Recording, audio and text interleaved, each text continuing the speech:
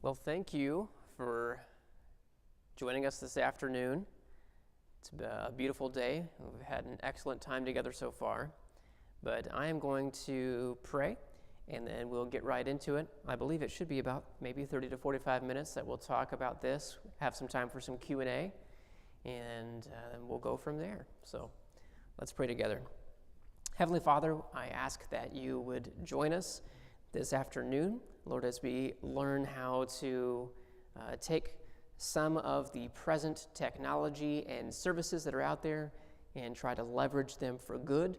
I just ask that you would help us to have a clear understanding, and if this is something you're calling us to, that you would help us to do it. In Jesus' name, amen. All righty.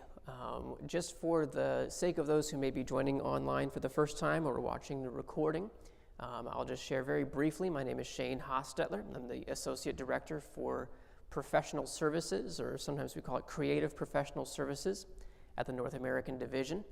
And I've put my contact information there on the screen. And if anybody has questions at any time, you're more than welcome to reach out to me. And if I don't respond to you right away, it's because I'm probably busy, but I will do my best to respond to you as soon as I can. To talk about or to strategize for local church outreach is not necessarily my position, but it's something I'm personally passionate about. And so that's why I'm here and happy to share these things and my experience with you. So we have some incredible opportunities in front of us for evangelism. Never before have we been able to travel as far or as fast as we are today. And that's true both physically and digitally. So we have tons of new fields available to us that were not available in the past. So it's a great time to be alive and to be in ministry. So this afternoon I'm going to be talking about creative digital evangelism, and we're going to be doing just that. But there's a huge component to doing any kind of evangelism, but digital evangelism in particular, that we're going to need before we attempt anything else, and that is a love for people. A love for people, because without that, without on the forefront of our mind being the consideration that there are other living, breathing human beings out there that we're attempting to reach, it can become very easy to get burnt out and to want to quit. And so if that is lacking, then pray for it, and maybe just pray for it anyways, because it's going to be one of the most helpful things to have on your side is this desire to make a positive impact in other people's lives. So there are strategies out there to get more views and to get more likes, maybe even to get more subscribers to whatever it is that you're trying to share or create yourself. And in fact, you can even pay for those things to get the likes and the shares and the comments and more. But I believe there's something more important than most of that, and it's just connecting with people.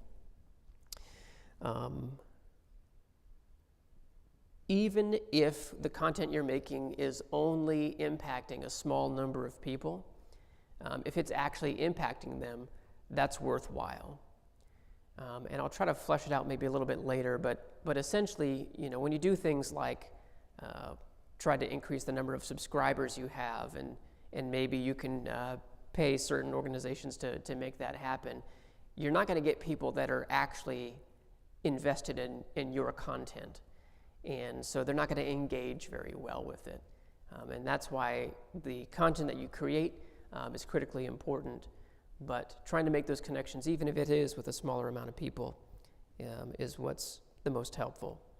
So for as much time as you might spend creating content, I would plan to spend more time interacting with the people that engage with it. So more time in the comments, responding to people's questions or statements. Maybe they're sending more direct messages as a result of it. Whatever the case might be, I think that's where we'll find really the most effective success, is in those types of engagements. So I also wanted to share that what I'm going to be telling you about is not just for creative-minded people. Even if you don't have the skills to be on camera or behind a microphone, there are still opportunities out there.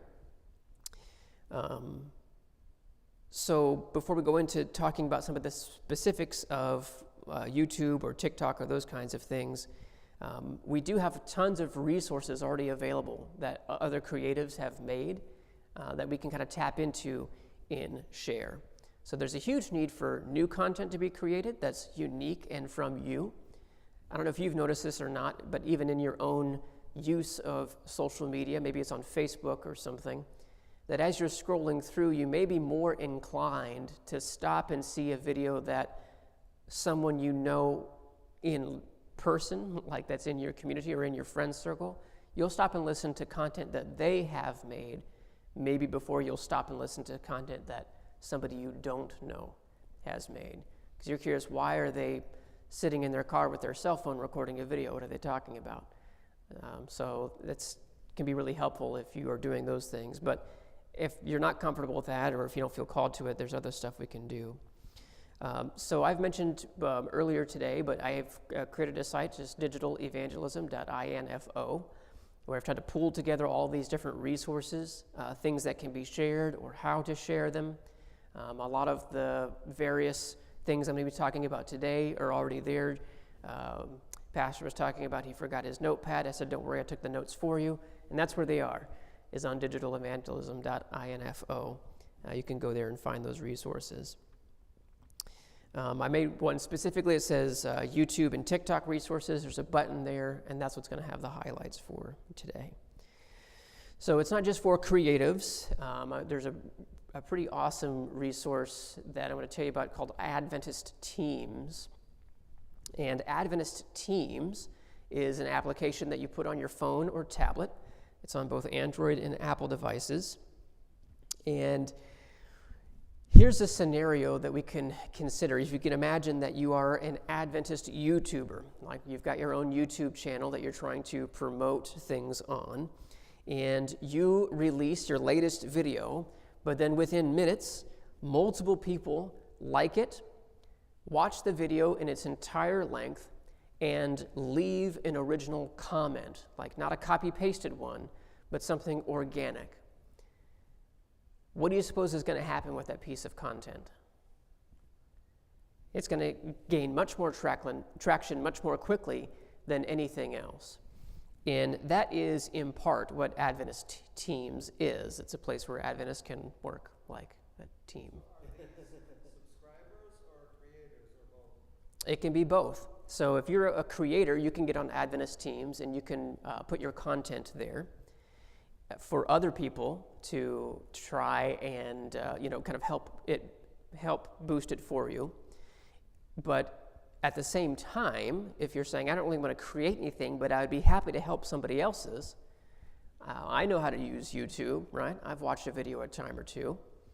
You can get on Adventist Teams and go watch somebody else's video. Just the simple act of watching a YouTube video from beginning to the end without stopping is very helpful for that person's YouTube content, and certainly also hitting the like button and, of course, subscribing to that channel is... What's that? How do you get to this? You can get to it by going to bit.ly/sateams. And there's also a link to it on the original site that I sent beforehand. I think we're getting just a hair probably from this microphone. Maybe we could just hand the handheld microphone around if people have comments or questions. All right. So when it comes to YouTube specifically, getting at least 7 complete video watches, likes, and that organic, non-scripted comment will dramatically improve that video's location in the search results if someone's looking for content related to whatever's being presented there. So if I make a video that is reviewing different types of low-cut socks, all right?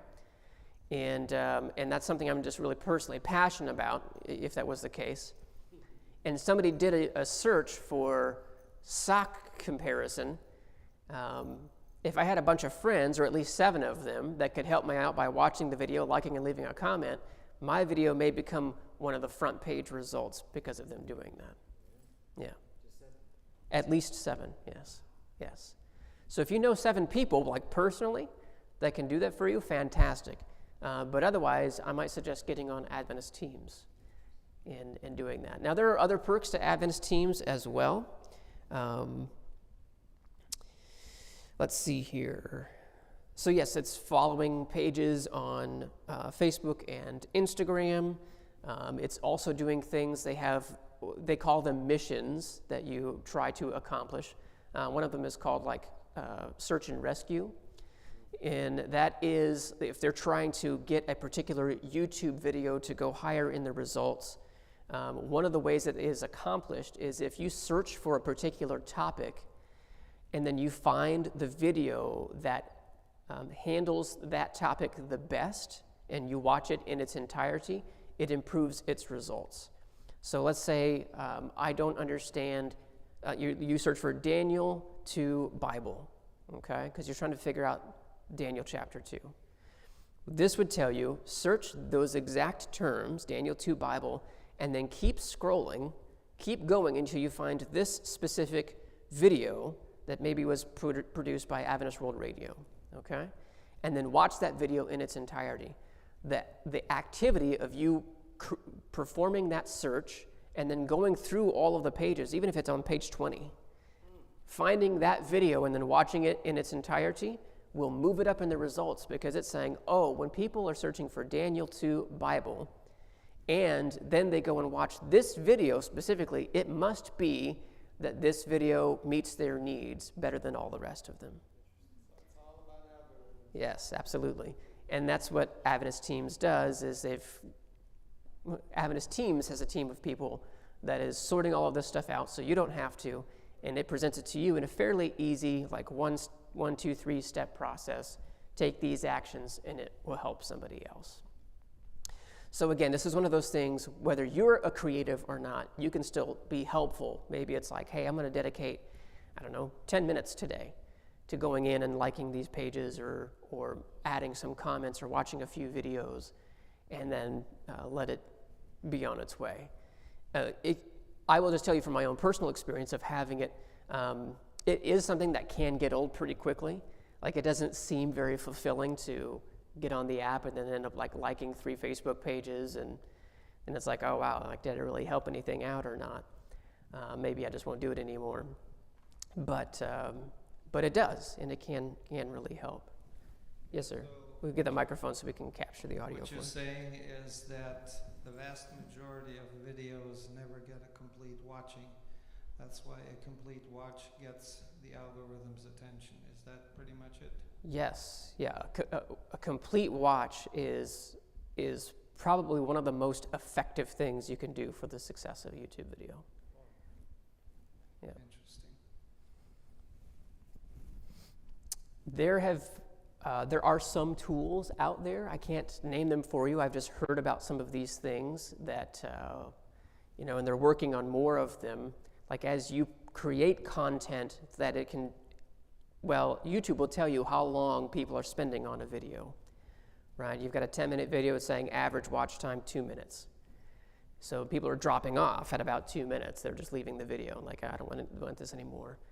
So you can take that information and help yourself out by either speeding up the content, speeding up the transitions, maybe getting to put the juicy part in at about 2 minutes so that they hang on for longer, and then switch it back and forth, or whatever it takes to get people through the entire video, if they weren't being kind of like indentured to watch it for you. Creating better content is the best thing you can do, apart from trying to team up with others to help boost it along. Analytics are available from YouTube? Or? I believe YouTube makes those analytics available on their channels. Now, I haven't dug deep into this. Like, I don't personally run a YouTube channel myself. I've got one for my kids. It's kind of like a family thing. It's mostly for family videos, but we do publicize it. It's just the adventures of me and my family. So it's kind of a fun thing, but I'm not creating it to like try to get famous or something like that. So I haven't really dug in that deep to try to make my own channel as successful as possible. Now I've got some other projects that are kind of in the hopper, so to speak, that I'll probably will be putting that kind of effort into here in the near future. But that is more focused on content like this, which is trying to help others succeed in digital ministry. Let's see here. So that's Adventist Teams.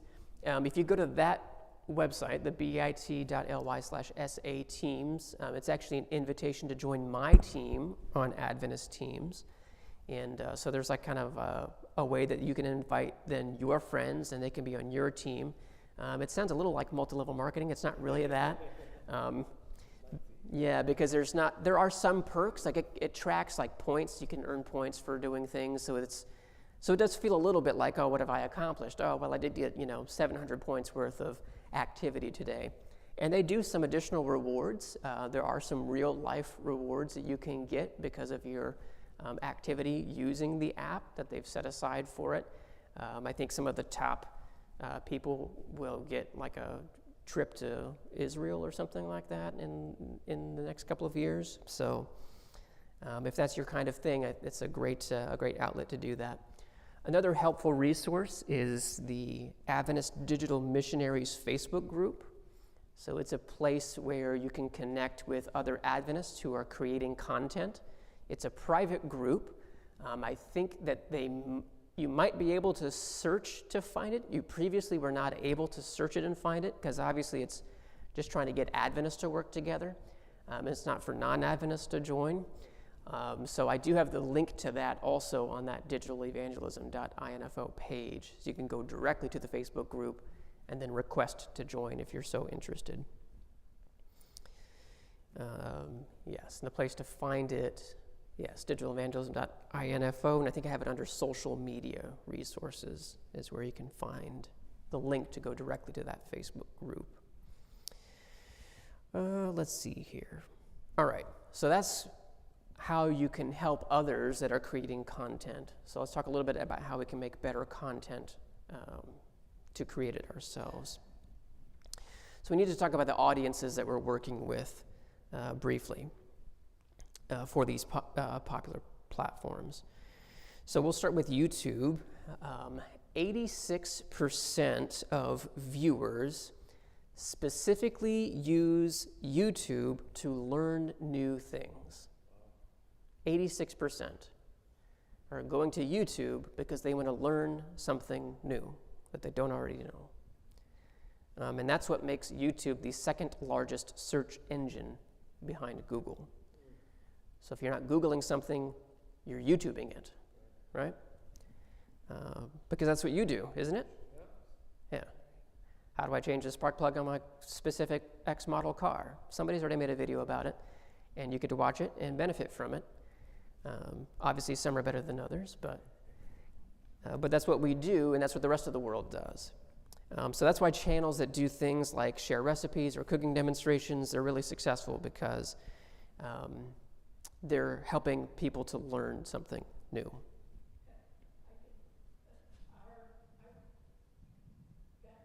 I've gotten most of the deaconesses, we learned how to make communion bread from an Adventist lady who's on YouTube that did it. So Fantastic. Yes. So how do we make communion bread?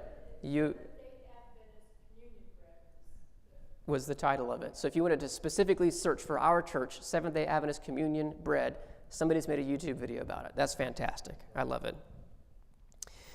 So that's also where we see things like exercise instruction, crafting. I might put that in the crafting category too. Home do-it-yourself type of stuff. Tons of it. Now, to me, I say there's no reason that Adventists couldn't do those same things. Okay? It doesn't have to be called Seventh-day Adventist Communion Bread. That might have been helpful in this specific case because it was for church. But if somebody just searched communion bread, the Seventh-day Adventist one should be the top one, I say. Right? Why not? well, the number of times we've had That you've watched it all the way through, you're helping them out. I'm sure they appreciate it. And I would even say, even if it was only for the purpose of showing that you as an individual, as a creator, as an Adventist, which you could either subtly allude to or you could even say it outright, it could show that you're just a nice, normal person, right? I mean, we might say what's normal, but all that can do is very similar to the sermon I presented earlier, is it helps to positively reflect the reputation of Seventh-day Adventism in the things that we do. Because we're trying to offer something helpful to the world. And as you watch those videos and you check out those tutorials on things, obviously now the kind thing to do is at least watch the video through for the person, right? And press the like button when you're finished watching the video. That actually helps them, and for those that are like really popular, that's actually what gets them money. So we can be thanking them for their time and efforts by doing those kinds of things. So I'll give you a couple of examples of. We'll get the microphone back here. So the like button is the magic key to any of the social media. If you hit the like, it brings it up its ranking. Yes, the like button is very helpful. From what I've been able to gather, rarely is there not a reason a tool like that exists on these platforms.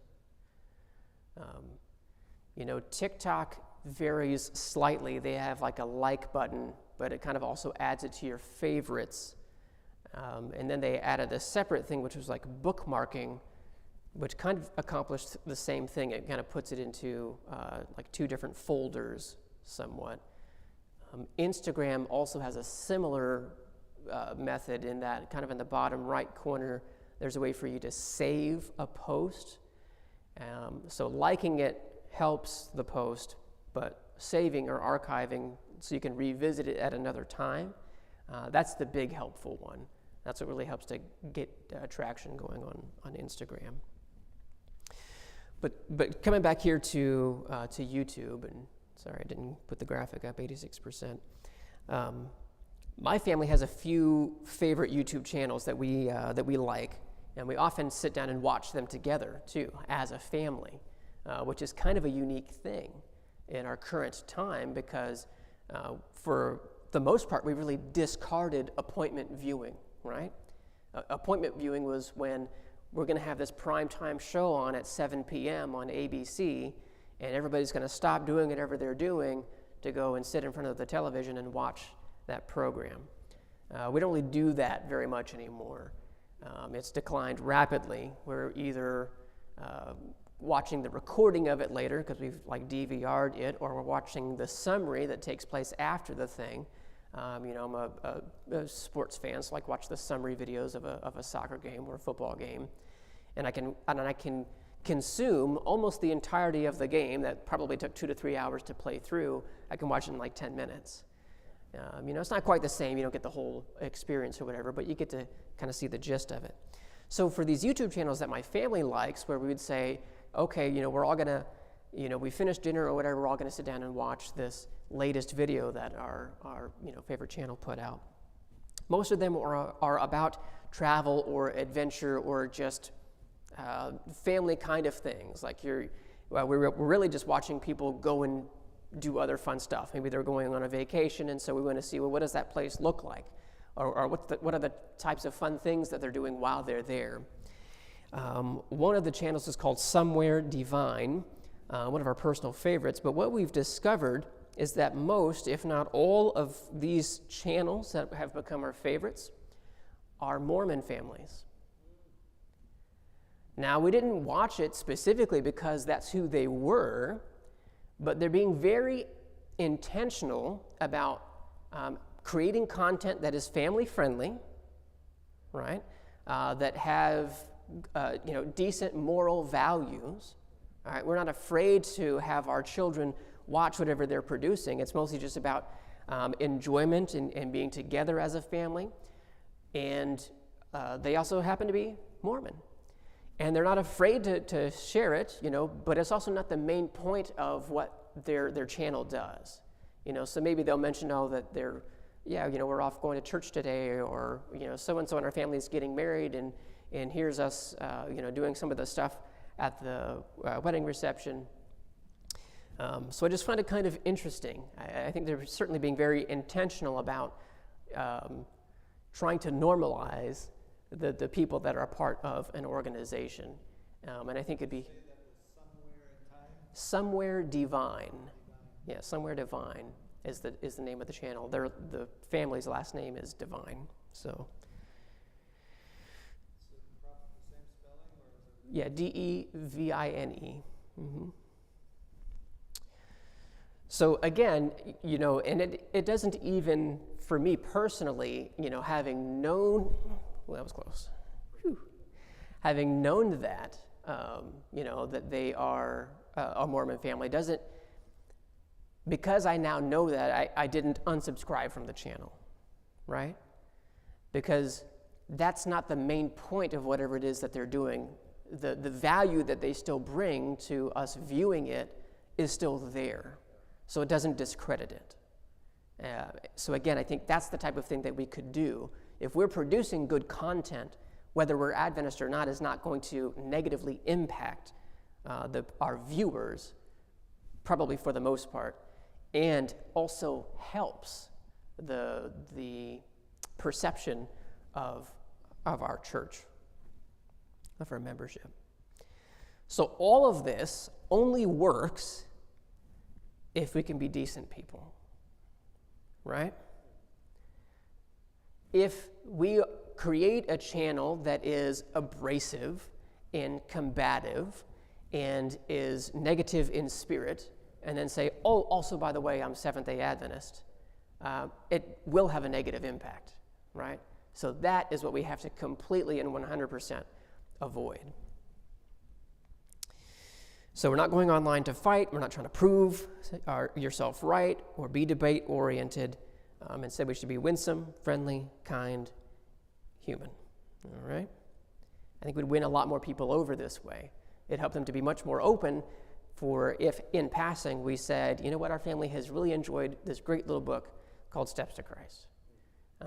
And actually, we're doing like a special promo thing, and you can go to this website and you can get it for free, right? It's always available for free, by the way. But those are the types of things that you could do and say, oh, well, obviously that family has it together and they're doing nice things, and reading a book together might be helping our family experience. Maybe we should do something like that. That sounds really nice. I'll go get this free book or this free download or whatever. Question? Nope, moving on. All right, so what about the audience for TikTok? We don't have to get too crazy about the statistics of TikTok here, because I'm pretty sure we know the answer. If we can answer the question, why are you on TikTok, for those of you that view it, or Instagram Reels? If anybody is bold enough to answer, if you are a user of those platforms, go right ahead. Yes? I go on Instagram to see what my friends are doing. Okay, you're on Instagram to see what your friends are doing. Okay.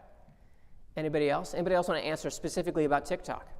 Why are you on TikTok? I can tell you why I'm staying away from it. Okay, why are you staying away from TikTok? That's fine. Then we'll come back to why people are on. TikTok, from the sources I heard, is nothing but an information gathering tool for the Communist Chinese Party to learn about all our habits and our personalities and what we are and who we are. And that can be used against us. Fair enough. Yeah, there's been a lot of news on that, about the information gathering. I might, oh, that's fine. I'll add to it later, but it's a good observation. So even if that's being the case, and that's fairly widely publicized that might be true, that if you're on TikTok, information is being gathered about you, yet millions upon millions continue to go anyways. Why? Why would they be there? There must be something go ahead, man. I know you have it. I know a lot of people that I know that are on TikTok, they're trends.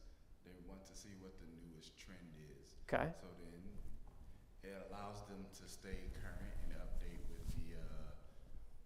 current, like I know, so like me personally, my friend, and he's on TikTok, I'm not, but he sends me the newest TikTok trendy thing because I have a nephew who's 16.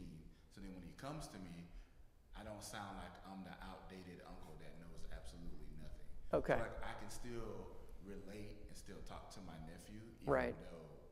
So to me, I use it for like that purpose only, like bonding with my nephew. Okay. And he'd be like, "Hey, uncle, did you see X, Y, and Z?" 9 times out of 10, I didn't see it. So then TikTok has a quicker, easier to digest version of the long version. Kind of Yes. like watching NFL highlights. Instead of watching the whole game, I can just see the highlights and I can talk about it really quick. Right. Like I actually was there from the beginning. Okay. That's a great answer. I really like that.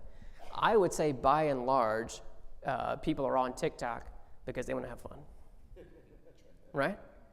This is a different audience than YouTube. People go down YouTube for the most part because they want to try to learn something. People get on TikTok because they're done with learning. Right? I just want to relax. I just want to disconnect in a lot of ways. Like I want to disconnect from reality, and I want to enjoy false reality. Okay? So they're there to have fun. There's a lot of comedy on TikTok. There's a lot of very not positive things about TikTok too, which we'll talk about in just a second. But people are there to have fun, maybe to explore some common interest topics. So, for example, if you tend to watch sports highlight videos, you get on TikTok, it will show you more sports highlight videos, right? It is learning about you. The videos that you swipe over quickly, it says, clearly they're not interested in whatever is on this video. Let's show them something else. Oh, they stayed and watched all 30 seconds of this sports highlight video. Let's show them more of that, or things in that vein. Or maybe it's dance instruction, or older people dancing, or animals dancing. In fact, there's a lot of dancing on TikTok. But there are also things like crafting or interior decoration and photography and other hobbies. There is somebody on TikTok that I see come up frequently on mine, and it's this guy that does home inspections, right? They're like either new builds or that kind of thing. And, so he's going through and making fun of all the mistakes that people are trying to pass off on these builds that they're doing.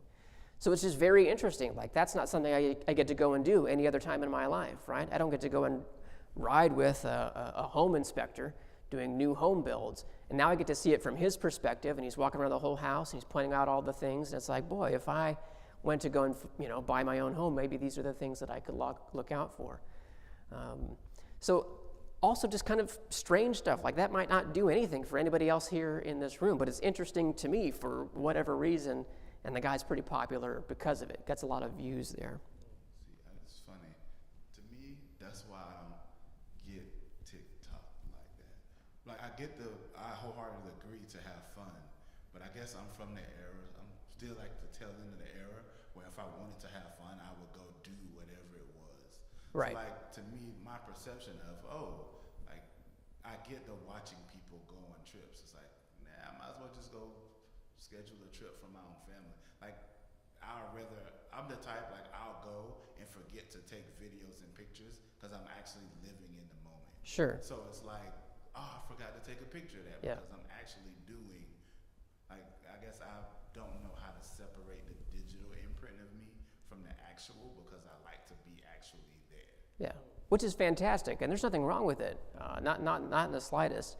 And to come back to the YouTube channel that our family likes, Somewhere Divine, a part of the appeal is that they are very artistic, and they're photographers and videographers.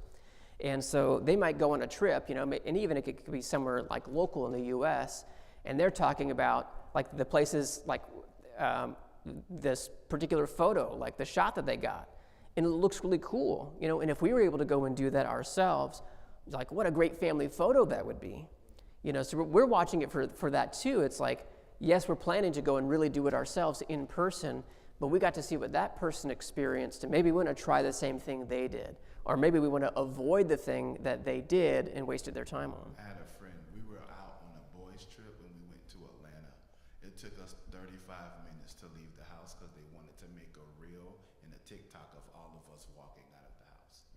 Yes. So that is a yes. So that is another component of it is things are shifting now too. So it's like where we want to film or photograph, we try to capture these moments, right? And sometimes it does feel a bit forced, like we're trying to create a moment that really wasn't there in order to make it look like we had a moment to share online. That's it. Right. And it does.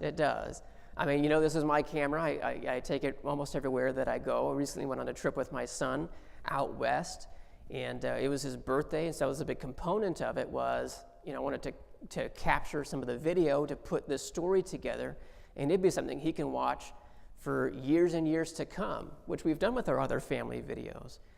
But it does take longer, right? It's something else that you have to consider and carry. And then you have the time of filming, and then there's also the time of producing it after the case, which can take a lot of time. I know personally from growing up, I was into Super 8 back in those days, because that's all that was available, and my family always was mad at me for making them go through things and setting things up. But then when they saw the final product, ooh and ah, Right. But they sure hated it, having to go through. And it just shows you what real production, it takes time. For sure. That's why a Hollywood segment that's 3 minutes long takes all day long to shoot. Correct. But anyway, one thing that I don't know anything about TikTok, so I'm totally ignorant, but it looks like TikTok is the fast food of quick escape. Would that be a proper Absolutely. label? Yeah, because within a few seconds, I'm inside of somebody else's house that they're building. Right. Where else can you do that? Virtual reality isn't doing that yet, right? So yes, it's a very interesting thing. Now, I also want to be careful here because I don't want to make it seem like I'm telling everyone that they must be on TikTok, because if you have privacy concerns, that's completely respectable, and you should follow that conscience there. I have premised the whole thing to also say that this is a vast opportunity at the same time. Just because going to certain parts of Thailand might be really dangerous doesn't mean that they don't need what we have to offer them there, right? So it's a similar thing. So when you first start, and basically every time that you're on TikTok, whatever you spend time on, it lends to more of that type of content being pushed to you, right? So I just wanted to reiterate that. Also, is there anything serious on TikTok, or is it all fun and games? There are serious things. There's a fairly successful strategy of churches and pastors or pastor personalities utilizing it.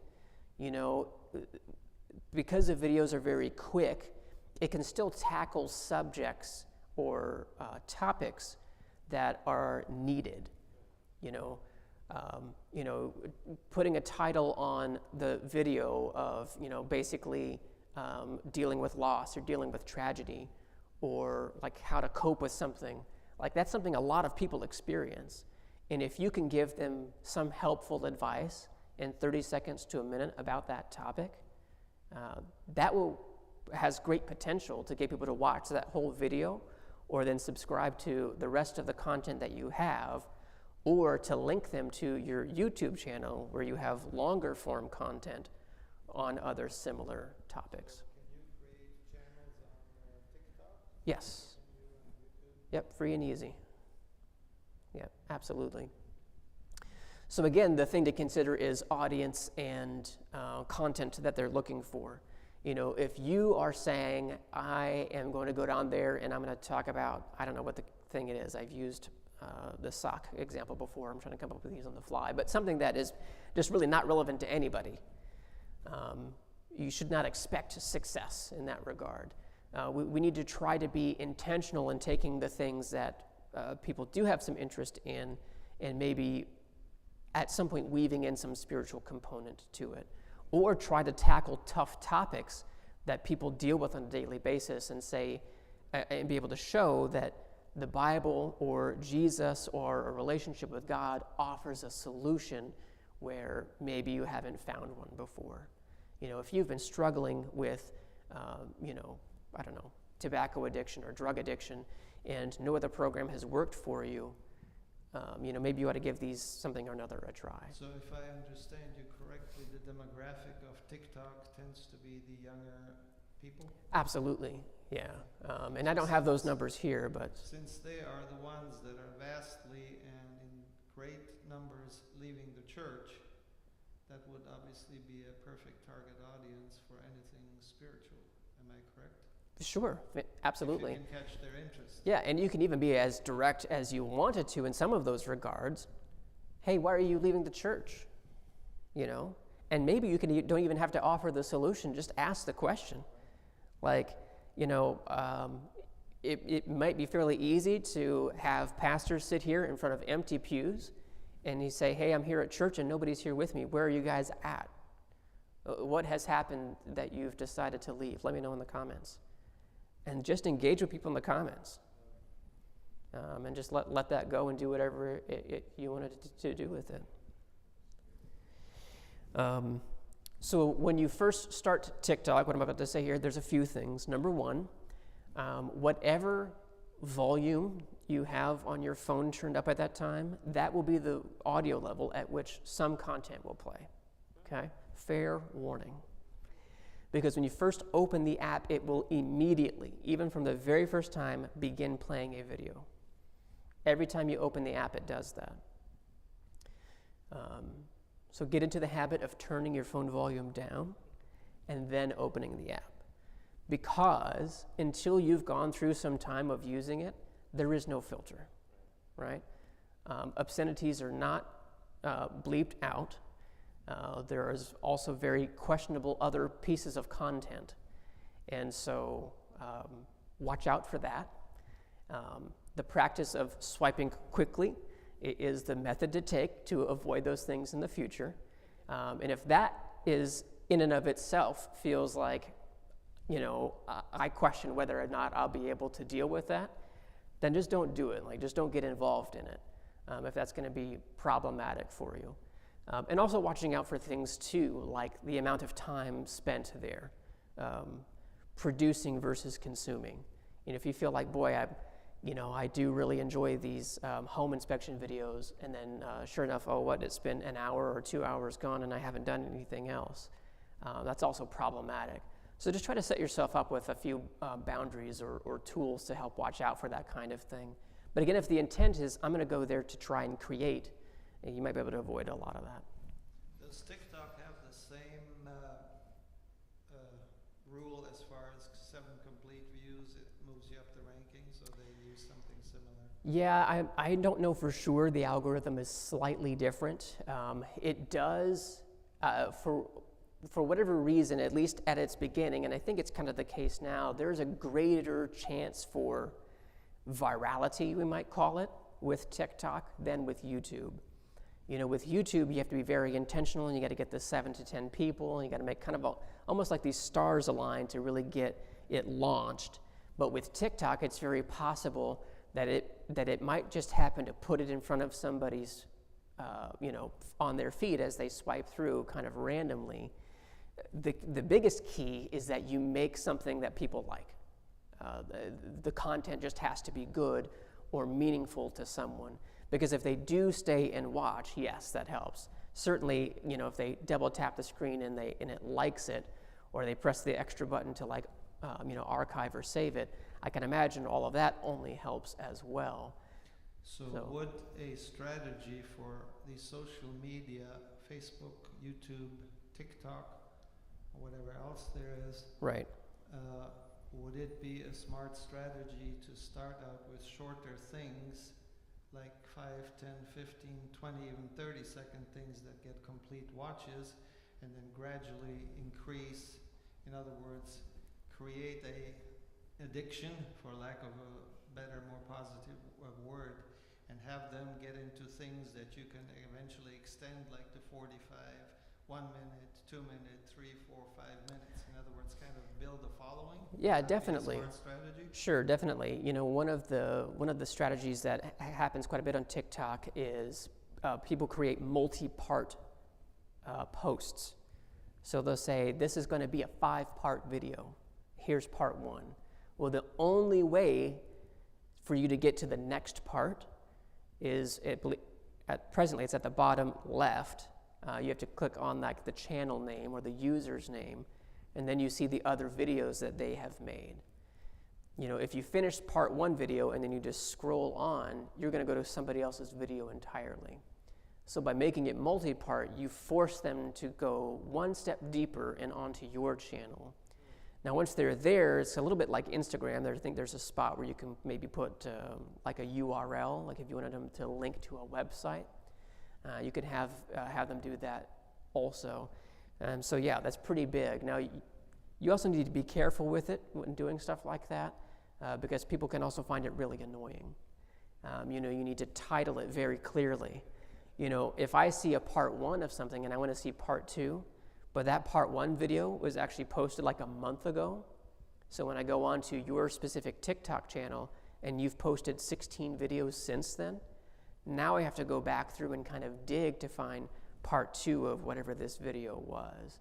So that's where you can add, you know, they have like a little bit of a video editor inside of TikTok that you can add graphics over top of your videos.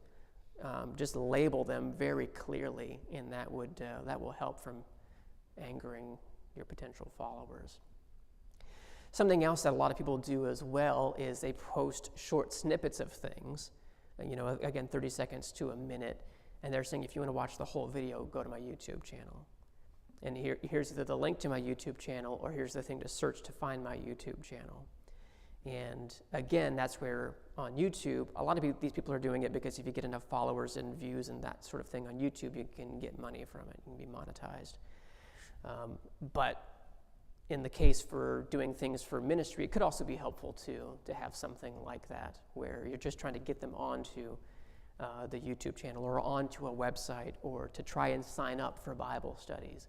You know, you can kind of create your own sales funnel where it's very wide. You might catch a few people and then less and less and less, but you find a person who's willing to go through those steps is probably fairly committed to getting the online Bible study done at that point. You know, that their interest really is in whatever it is that you're offering them. We can talk about that too. Let me talk about the content creation. I believe we have some comparisons here. This is an important part. The part of that point I was going to make too, and I've kind of said it before, is even if we have, you know, if you have any hobby or anything that you're passionate about, yes, you can try to do something like we were giving the example of, you know, the empty church and trying to engage with people. I think that could have potential to work. I don't know. I've never tried it. But even if you're just doing things to share about your own hobbies, just to make a better representation of a Seventh-day Adventist person, trying to offer some real-world helpful things, then that could be great too. And really, in a way, that's exactly what I'm doing right now in front of you, not on a social platform, right? I've read a lot of books, or I've watched a lot of videos, or I've done a lot of studying about all of these like ways to be the most successful online, and I'm here giving it to you in 45 minutes, or whatever the case might be, which is far less time than the amount of time that I've put into it. So if you can do something similar where, you know, tech is a huge thing. People make all kinds of like tech reviews. I'm going to listen to the 4 best noise-canceling headphones, and let me give you my opinion on which one is actually worth your time. Well, you just save somebody, you know, 6 to 10 or 20 or however many hours you put into it by sharing your opinion. And if you can do it consistently and have an opinion that resonates with others, then you can win their confidence. And we can do this on any topic and be helpful about it. One quick question. All this content that you're creating pretty much will have to be geared towards the mobile phone, because that's where probably 98% of it is being watched? Yes. So you got to be careful with your graphics that they're readable then. Absolutely. Yep. Yeah, so formatting is a big part of that, and that's just a YouTube video or a Google search away. what should my graphics look like to be successful online? But yes, you don't want a full page. If I put like all my notes, like that's a lot of notes, and if I shrunk that down to a phone size, that's going to be illegible. So you got to do it, be brief, right? Or do multiple slides worth of text if you're covering text. But things like text, a big thing is that there's on TikTok an automatic caption feature. So it'll take your recording and it will caption it for you. Is also really helpful.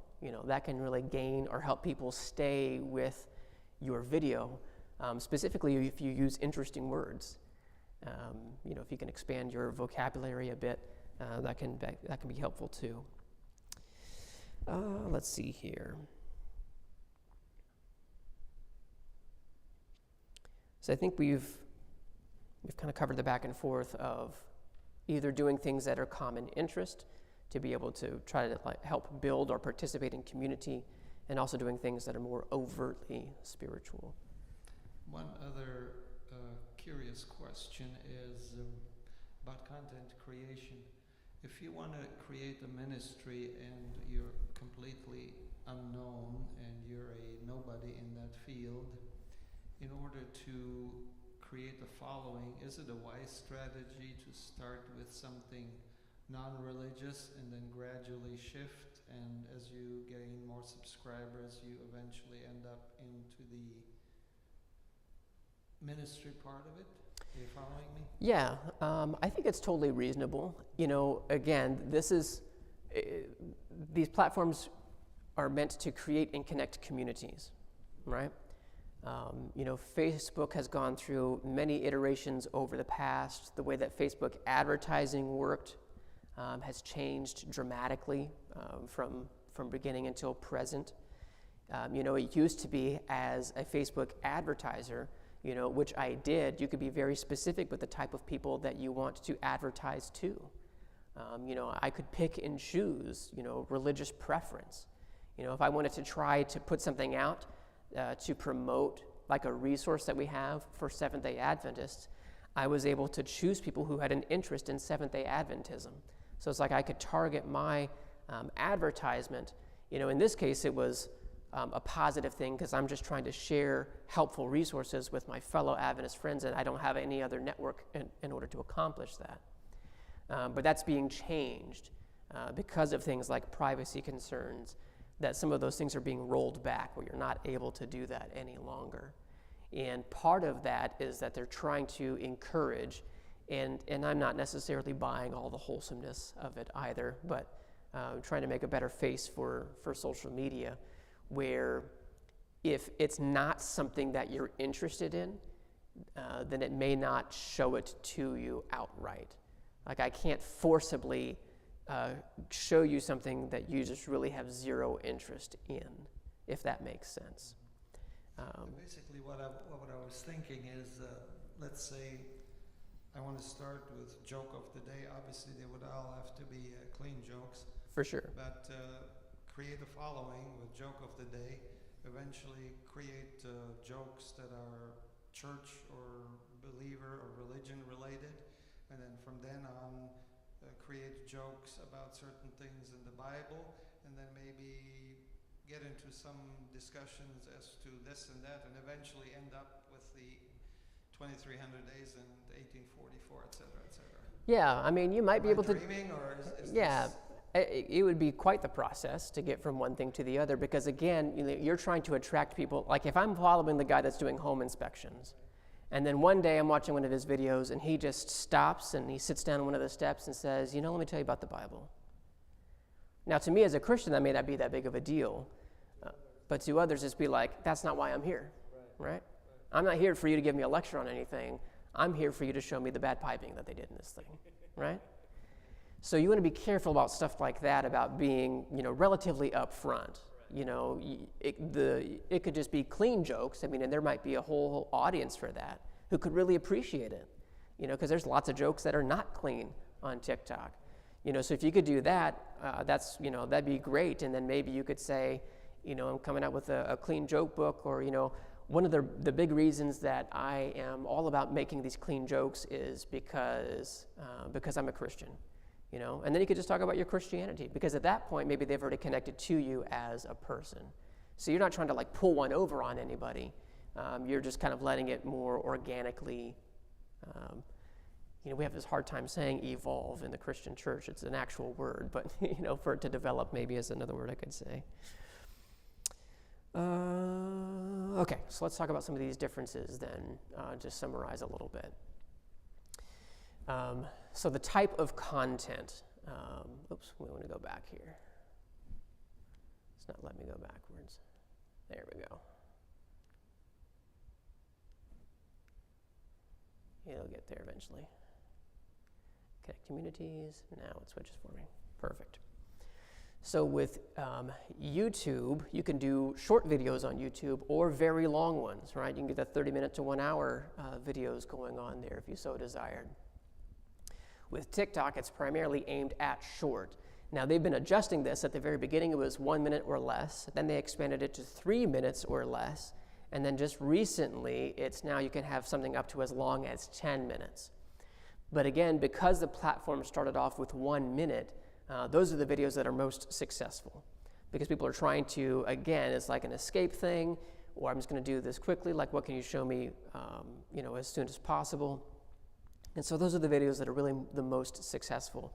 If you launch out with a 10-minute video, it better be the best 10 minutes of anybody's life. Right, or it's not going to make it. That's right. The other thing is the orientation of how the video is put together or produced. By and large, the majority of YouTube videos are horizontal, right, which is traditional video and filmmaking. That's the way that you hold and orient the camera. There are some vertical videos on YouTube, but it's certainly not the majority. It's not the target. Conversely, with TikTok, and I mentioned TikTok a lot, there's another product called Instagram Reels, which is Instagram's kind of foray into the exact same type of thing. Basically, all of the same rules apply. For a long time, it was TikTok creators that would take the videos that they made for TikTok and then also posted them to Instagram Reels. So there's a lot of crossover there, but some of that is beginning to separate some. A lot of people like Instagram for, Pastor mentioned, because you're using it as still a way to connect with friends, right? It's slightly different than Facebook. It's not quite as, I don't even know the right words to describe it. I guess if you kind of just know, you know. It's a little more simple. It's a little more laid back, maybe. You can, in some ways, be a bit more artistic with it to make those connections there. And yeah, so that's why people are on Instagram. So you add the Reels feature to it, and now you can do that there. Because Facebook purchased Instagram, there's also a lot of crossover as well. When you post things on Instagram, it's very easy to also post them to your Facebook account.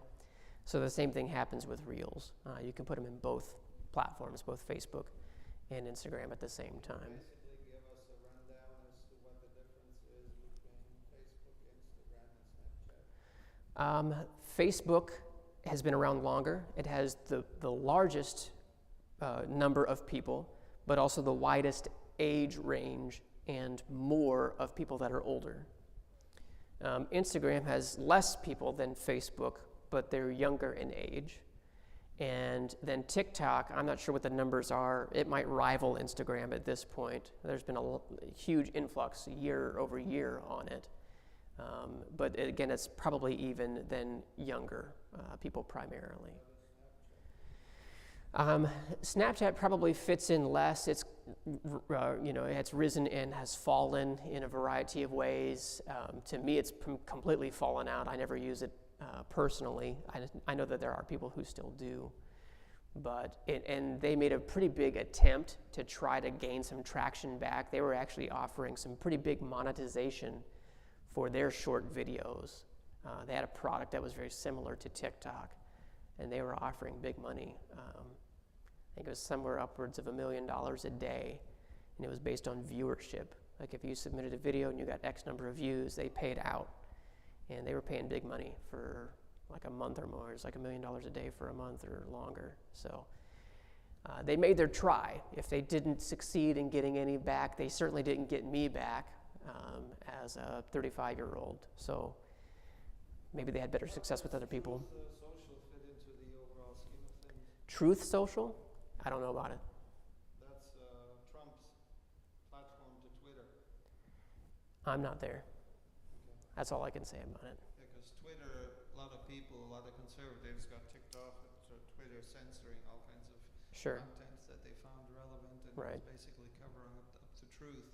And that's why Trump started Truth Social. 'Cause I there were expect, restrictions. I would expect that that's the exact audience. It's going to be conservatives that are on Truth Social and nobody else. Same for many of those other types of platforms that were kind of started up out of a same scenario. But even for Twitter, which has been around for a long time, and there's a lot of buzz because of Elon Musk, attempting to purchase and not purchase and back and forth. Twitter to me has mostly been news, and I have other ways to find and or listen to news, and so I haven't really spent much time on Twitter either, personally. I know that there are people that do, but So you're saying that Twitter may not be an ideal platform for what we're trying to do? if you want to reach me, don't try Twitter. That's the best way I can summarize, because I can't speak for anybody else except for those and my peers would probably say the same. Just not interested. So, let's see. We talked about the orientation and the direction of it. So now you can also, for both of these platforms, just because TikTok is primarily for to be consumed on, in an app and from a mobile perspective, you don't have to create the content on your mobile device. And in fact, many new cameras, when you orient them horizontally, like my Sony camera here, will record the video vertically. So I don't have to take it into an editing software and rotate the video. That's what you used to have to do. You could always kind of record vertically, but then you got to do some extra work in the production side of it. Now, a lot of the new digital cameras do that for you. As soon as you orient it vertically, it records it vertically. And so depending on the file format and those types of things that I would use, I could actually transfer the video straight to my phone from my mirrorless camera there and begin producing from my phone and send it off to TikTok. So let's see here. Just a couple more things really quickly. How do we do it? I would suggest to make a plan. Planning how you're going to begin the video and how you're going to conclude the video will go a long way in how long it takes to make it. A lot of times it's like, well, I've got this idea about what I'm going to say, and then you start recording, and then you don't think, well, how am I going to finish it, right? So just try to think through from beginning to end as you're making it, and that's really going to help. If you're going to start a channel, it would probably be good to have more than one idea. If you're going to take this thing with the empty pews and ask people for feedback, that's cool and all, but maybe have at least another one or two to do after that. And maybe not, maybe you could take the stance of whatever you guys talk to me about, then I will make a video to respond to it. And that's something else you can do on TikTok I didn't mention, but you can reply to someone's comment with another TikTok video. So they reply to say, I'm leaving church because you weren't very friendly to me. You can reply to that person's comment. The comment becomes a graphic in the video with their username on it. And then you can record a full video as a response to that person's comment. Like, you can still type in a response if you want to, but you can also make a whole video. But what that does is not only is it a video that exists inside of that comment section, it also creates a whole new video in and of itself that others can find. As you're scrolling through TikTok, you can find videos that are a video reply to someone else, and in some cases, those videos can become more popular than the original video, depending on whatever the content might be. Let's see here. Do those comments tend to be usually supportive or against whatever was presented, or is it both? I've seen both. You know, there are people that are just, they're there to be antagonistic, and it does get them lots of views because of it as well. You know, we are human, and we tend to like things that we probably shouldn't like violence and strife.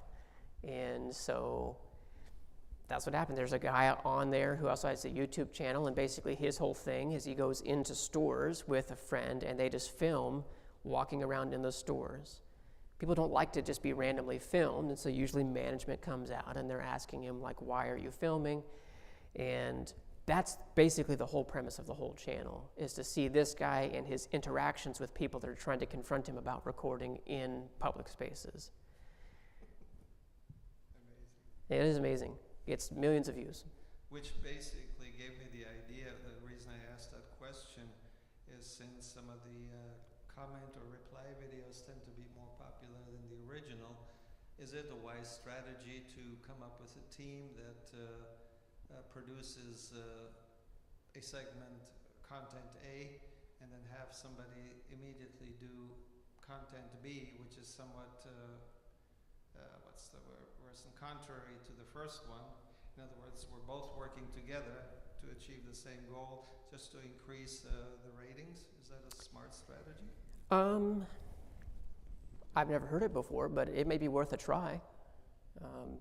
You know, again, as long as you're trying to be intentional, or you're trying to think through it, you know, the reasons why it may not work is because if you're trying to get people to connect with a particular personality, then maybe it wouldn't really work so well to have a different person respond. Maybe they want to be responded to by the person who made the original video instead. That could be part of it, but maybe it wouldn't really matter. I do a lot of my own home type of work, and so just some of DIY stuff. I'm not a professional, so the tools I use are Ryobi tools. Okay, Ryobi tools are just good enough to get the work done, but you probably don't want to take them on the job site because they may not last for the whole job, right? But that's a perfect niche. That's where a lot of Americans are, so they sell a lot of tools that way. Well, Ryobi Tools is on TikTok as well. And obviously their whole thing is the different ways that you can use their tools. And maybe you didn't know that this particular tool existed. So they're using whatever the popular music is to create the videos. That's something we haven't really touched on either, specifically on TikTok, is a certain, because you can add official license music tracks to your videos, majority of which are just whatever, you can call it whatever you want, music of the world, I suppose. But you can add that music or sound clip to any of your videos. There's zero cost to it, right? I mean, somebody's paying, obviously, but it's not you as a user. I mean, you're paying in your user data, I guess. You're giving up your privacy in order to do it. So if there's a popular song that maybe a lot of people are dancing to or something, and they add that music track to their video, you can also, next time I do this, I'm gonna make a diagram of the TikTok interface. There's a way that you can just tap on whatever music or sound clip is being played, and then you can see all of the videos that have been created that use that same sound clip. Okay? So people do this with comedy as well. You know, if there's a comedic sketch that somebody does, maybe with some funny noises or something, people can take that comedic sketch and then they become the actors, like puppets basically, to going back and forth, or sound clips from movies or any number of things. And so brands tend to use those types of things to help showcase their products as well. You know, Ryobi Tools might make one where it's like they take the tools and are making them like they're talking back and forth to one another or something, in order to capitalize on the popularity of a sound clip or a song. All right, let's talk about equipment then for a second. This has gone a bit longer than I anticipated, but it's good. These have been excellent questions and feedback, and really helpful, and talking about things I wasn't planning to, but are actually pretty vital to it. You can start just with using your phone. And this little setup that I've got here, might recommend this. I was actually doing some tests at a hotel last night. If you do use your phone, use the best camera that's available on the phone, which is probably the ones back here, not the one facing you, right? So this is a little more tricky because now you can't see yourself. So what am I going to look like? Well, just do a little trial and error. If you've got a way to hold the phone up for you, press record and try to do some test recordings and just get it into the right spot, because after you're finished, you can take off the beginning and the end of it when you go to edit the video of you reaching around to try to turn the video off. But the quality you get from these cameras as compared to the other side is dramatic, and usually the audio pickup is a bit better too, especially on iPhones. It may be different depending on which phone you use. My neighbor just got a Samsung Z Fold 4, and it has that feature built in that you can actually see yourself. While you're using the best camera in the front. In other words, in the back it has a front display where you can see what you're actually recording. Yeah. Interesting. Yeah, very cool. All right, so you can start with the phone. If you want to invest some more money into it, I would suggest getting they're called mirrorless cameras, mirrorless digital cameras. DSLRs are no longer the go-to thing. They're fine if you want to take photos primarily, but if your focus is video, mirrorless cameras are the absolute best. And make sure you get a good lens for it. Usually the lens that's bundled with it is very okay, but it's not the best, and sometimes you're better off just getting the camera body by itself and getting a lens separately, and then a better microphone as well. And I'll give you some specifics. If you want to get just one level up from a cell phone, you could get a GoPro. They're about $300 to $400, and it's going to probably give you better footage than your phone does. And if you are on a path of continual upgrade anyways, GoPros make a great second camera if your plan is to eventually get something nicer like the mirrorless camera. And it allows you to get some angles that you couldn't get any other way, because you're not going to take a mirrorless camera down the water slide. Or at least you shouldn't. So these would be the cameras that I would recommend. I am a fan of the Sony cameras. Canon makes fine cameras. Don't ask me about Nikon or anything else, or Fuji, because I'm not as much of a fan, but there are plenty of people that are, and they still sell cameras, so good for them. But yes, I like the Sony ZV-E10. My biggest downfall with Sony is that their model naming is not very helpful. So, and if you've got some even more money, you can go to the A6600, A7C, or A7 IV. Those are really great cameras, and then an excellent lens to pair with any of them. Here's what I do like about Sony, is that there's only one lens mount, not like Canon that has 3 different lens mounts. With Sony's, it's one lens mount, so any lens that Sony makes works with any of their cameras, which is pretty cool. Sigma is a manufacturer. It's a 16 millimeter, it's like a wide angle lens. I have one, I didn't bring it with me though, it's at home. But it's an excellent camera if you're planning to just turn it, or lens if you're just gonna turn it and point it at you. You can hold it about right here and you'll have an excellently framed image of yourself. There are distortion on the edges, but if you are about right here and you're not up close or too far away, it gets good in the middle of the frame. Again, at the edges. The reason I'm asking, as a photographer, videographer, it drives me nuts when people do the selfie thing at arm's length, and all you get is those huge noses, sticking out. Sure. And everything else, the ears and everything is distorted because you're just too close. Right. You're saying those lenses compensate for some of that? It does a little bit, and you'll just have to kind of look at the footage that you get out of it and decide if it's something you're happy with. But it does give you that opportunity to basically walk and talk if that was something you wanted to have part of it. And you wouldn't get that with a lens that had the bigger, larger focal length. So I also like the Sony 35 millimeter. That would be a better lens if you were going to put it on a tripod and then stand a little farther away from it. That would get you the much better distortion that you're talking about as far as a natural eye look.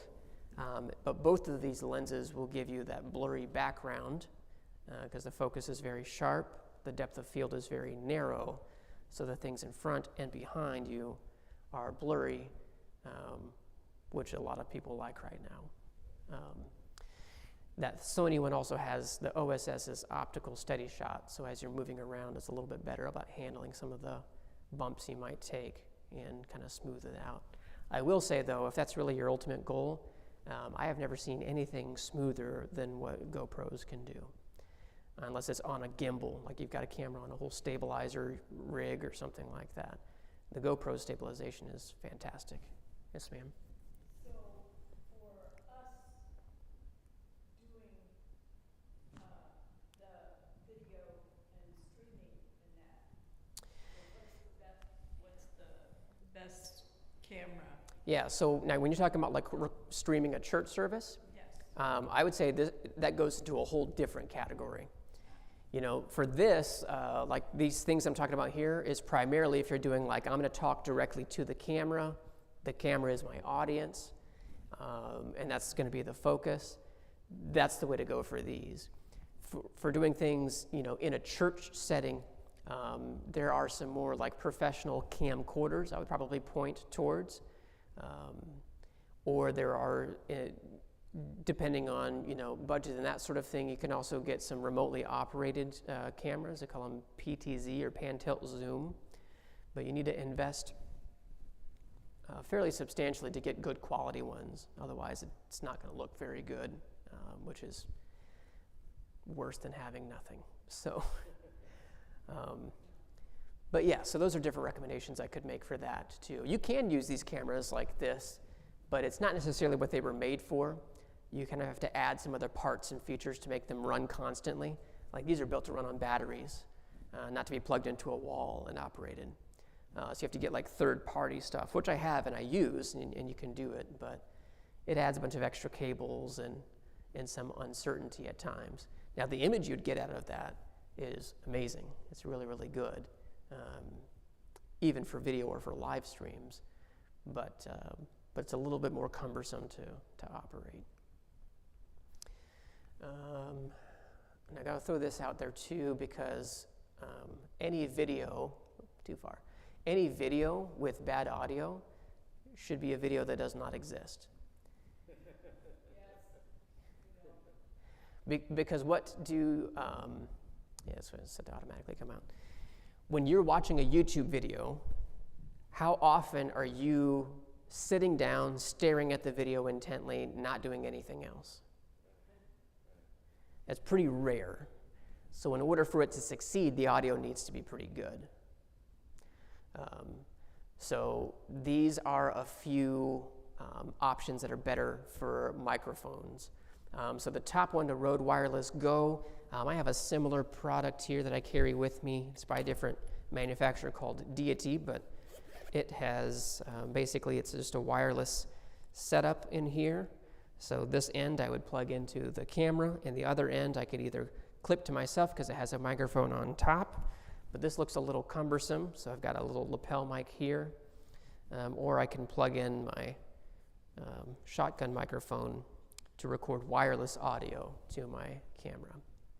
You could also get just like a really long cable of a lapel mic, and that would work pretty well also. The DJI mic is the same thing, it's just a different brand from the Rode Wireless Go, accomplishes about the same thing. The DJI brand has a few extra features.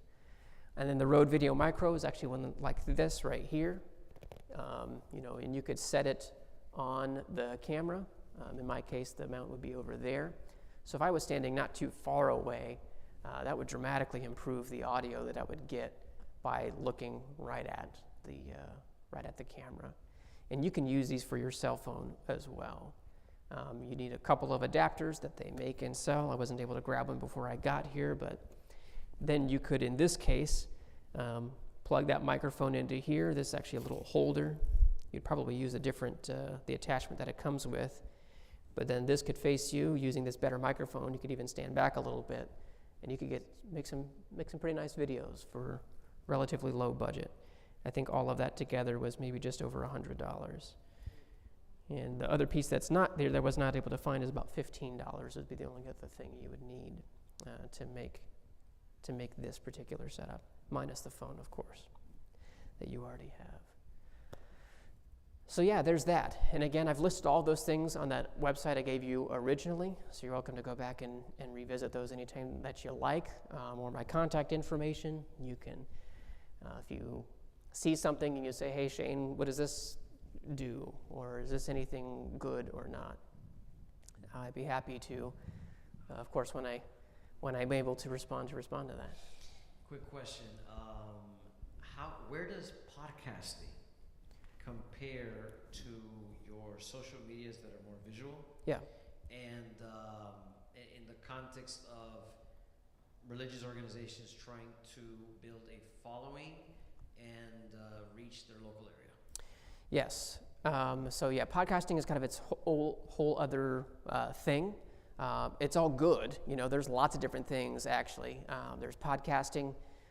There is just simply writing, not just in blog style, but you can actually write on any topic and put it onto a community site like medium.com. And there are people who just enjoy to read, and they might like your content the way that you've creatively written it. Is a great field to be in, and we could use more people that are writing there. But specifically for podcasts, yes, I've got sections totally dedicated to that on that same page there too. But podcast is actually it's the least expensive to get into, because the type of equipment you need is not that great. You minus the camera or minus the phone, you could get a mic like that. I guess you could plug it into your phone you already have, and you could record. And you could record a podcast even with something as little as that, just recording the audio. So again, I've got the resources on there, like the type of platform you could use. I can tell you the name of it, but I don't have the slide here to show you. It's called Buzzsprout. And you could use a platform like that. I think the price is somewhere between $15 to $30 a month, and you can take your audio recordings and it can package them for you and put them onto the platforms that people use, like Apple Podcasts and Google Podcasts and other podcast like retrieval services. So as far as that is concerned, you kind of go back and answer the same questions, like try to ask, who's my audience? Like, who am I making this for? What's the core purpose of the content? And what am I going to try to make of it? I think a lot more people use podcasts for more intellectual things, so it would be easier to get into Bible topics on that. What does the Bible say about relationships? What does the Bible say about any of those kinds of things? And there's people making content for that already, but there is good reason why we should have Adventist content being created for that as well. Again, the key thing being trying to decipher or determine, like, am I going to make content that people actually want? Again, my sock comparison thing. I can make a podcast talking about socks. Who cares? Probably nobody. But, you could do a little research or maybe ask some friends, like, hey, if I made, a podcast about this, is that something you would listen to? If they're a podcast listener, not everybody is. Some people like to listen to music instead of podcasts while they're mowing their yard or when they're on their commute. But that may not be the case for everyone, or working out. That's the kind of beautiful thing about audio is it is much easier to do other stuff while you're consuming it, which is what can be helpful to get it in front of people. Podcasts would be a way that you can take something like maybe even a full sermon to put it as a podcast. And it may have more success than a video recording of a sermon, because for that same reason, people aren't going to sit down for 20 to 30 minutes and watch, just a person standing, not really even talking to them, right? Because you're probably talking to the audience here in the room. Instead, they would rather listen to that than watch it. And so if you had it as a podcast instead of as a YouTube video, it's actually a bit easier to consume. Unless you pay for YouTube's premium subscription, you're not able to download and listen to things off when you're not on the internet, right? So now if you're trying to say, I'm going to like watch this whole 30-minute YouTube video on my mobile data plan while I'm driving, no thanks. You know, I'll use audio instead, which is far less data, if that's something you were concerned about. Maybe not everybody is on a cheap data plan like myself, and you live the unlimited life. Yeah, my personal experience, since I'm a creative musician, my personal experience since I'm a creative musician is I downloaded an app called Voice Recorder, and the quality of sound is absolutely mind-boggling. I mean, it's just first class. You know, no matter what I do, whether I sit at a good piano or rinky-dink piano, whether I whistle or sing or just bang out a rhythm, I mean, the recording quality is just absolutely incredible. Yeah. So you really don't need anything else other than a good app and your phone to do a podcast. And True. another example that I wanted to reiterate about podcasting is the two guys that replaced the Rush Limbaugh slot, you know, they have been breaking one record after another with their podcast. In other words, every time they finish a show, it's available, you know, as a podcast many hours later, and they're always telling their stats, you know, the next month, and they're just breaking one record after another. You know, people that are not able to listen to them live, you know, go to the podcast. Right. So there's a huge following out there for podcasts. Absolutely, yeah. Yeah, there's a big audience. Very good. Well, thank you for coming out this afternoon and talking to me and asking questions. It's been great.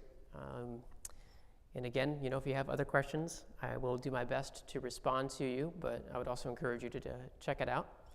Check out the webpage, and I have tons of more short videos, most of them 5 minutes or less, about these topics that might help you get the answer you need. So let's pray together. Heavenly Father, thank you for an opportunity to learn more about these creative and engaging platforms that are available today. Lord, I ask that you would help us to use them wisely. Again, Lord, we know that there is lots of content that may not be things that you would intend for us to see.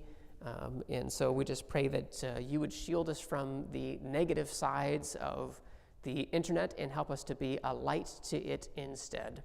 So, Lord, we pray that you would give each of us as individuals the right marching orders, and that you could help us to be the most effective in sharing this good news as widely as possible. In Jesus' name, amen.